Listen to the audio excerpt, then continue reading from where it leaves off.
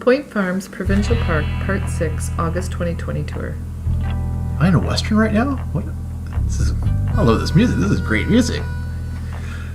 So this barn is what I had decided I wanted to paint, and I rushed out there for sunrise, and I took pictures from all sorts of different places around this barn, and I finally decided on this angle. I thought this one would work really nice for this painting. The sun was kind of peeking out from in between the trees and the barn, and it gave a really neat effect, which I'm hoping you think I captured in this painting. Yeah, we kind of stumbled upon this barn because we were just doing kind of just the closest hiking trail we could find, and we just kind of stumbled upon it after about 500 meters of walking. It opened up in this barn, this huge kind of open area. It was really cool. And then you'll see later on as we're hiking around the trail, it's got a pretty decent hiking trail. It kind of rings around the entire park. We'll talk about that a little bit later when we get to that part. The park itself, though, was actually pretty nice. I was pretty surprised. Like our across the street neighbor, he parked there earlier. He camped there earlier, and he really talked it up, him and his wife, and so that's why we kind of decided to go to this park, because it's only like an hour from Inverhuron from our last video there, and as you might have guessed, Inverhuron was my favorite park, but this is probably second. This is a big surprise. I've never even heard of this park, but it was great. Well, in very, very different parks. So if you're looking to have two very different parks that are close to each other, these are the two perfect ones, I think. In Inverhuron, it was a lot of evergreen trees, very well maintained, very beautiful. This one, you had a lot of deciduous trees. It's an old farm, so actually a lot of those deciduous trees are old fruit trees. I found this place, the diversity of flowers and plants and a lot more than Inverhuron. But two very different types of parks, but both quite beautiful.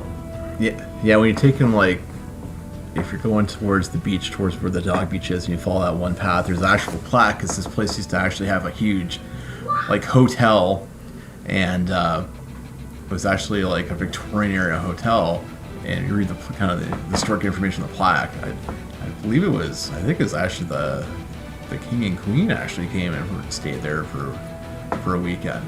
I can't remember 100% it was them. It was some higher members of the royal family. I'm pretty sure it was the king and queen of at the time came and stayed there. So it's pretty cool.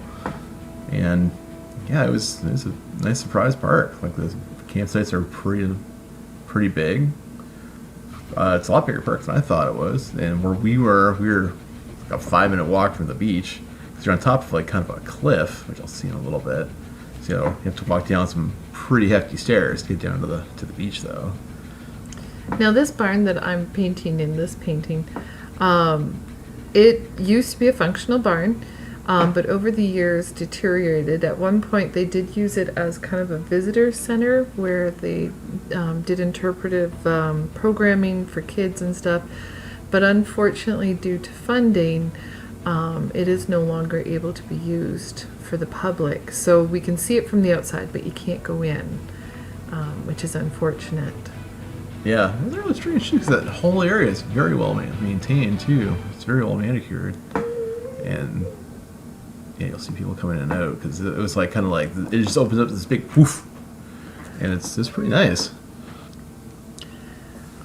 On the pathway, just before you get to this, an earlier spot is where the baseball diamonds are, and it's this really nice big open field. I mean, you don't just have to play baseball, it could be soccer, whatever, but it's nice big open group sports areas, and it was quite, I thought they had it really nicely laid out. How long were you there making this painting? I think it took me about 5 hours for this one. I think.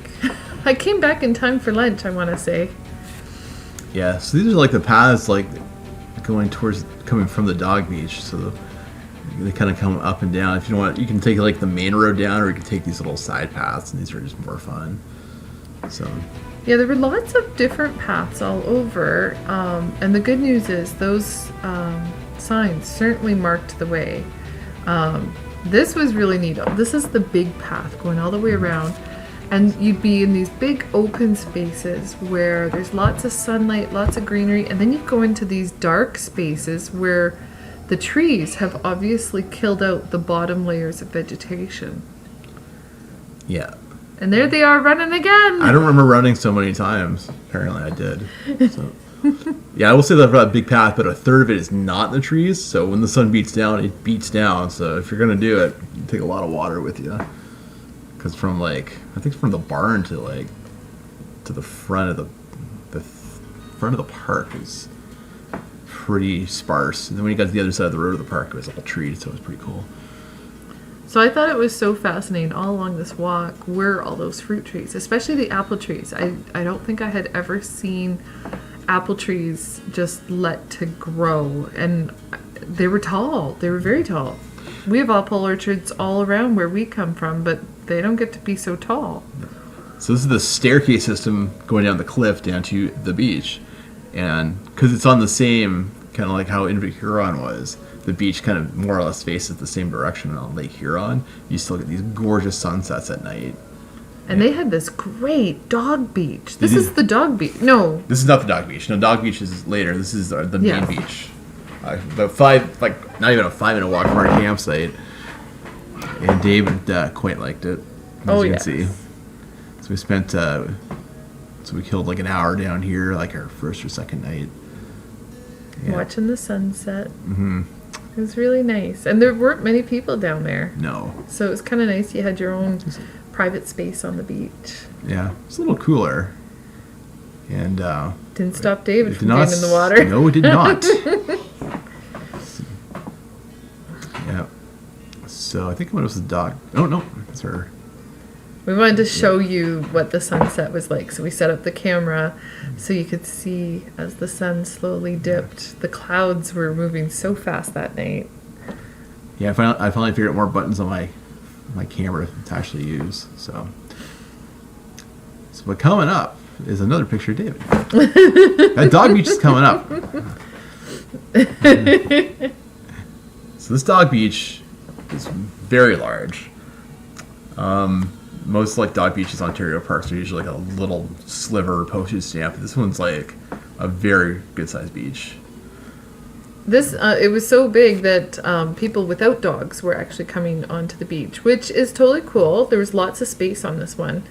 My only thing is, though, if you're gonna come onto a dog beach, please don't yell and scream at the dogs. They're there to have fun. They're on their beach. They should be allowed to just enjoy themselves the way how Bella is right here. As you can see, Bella did not care that the waves were insane. So this is Sunrise Barn, painted by me.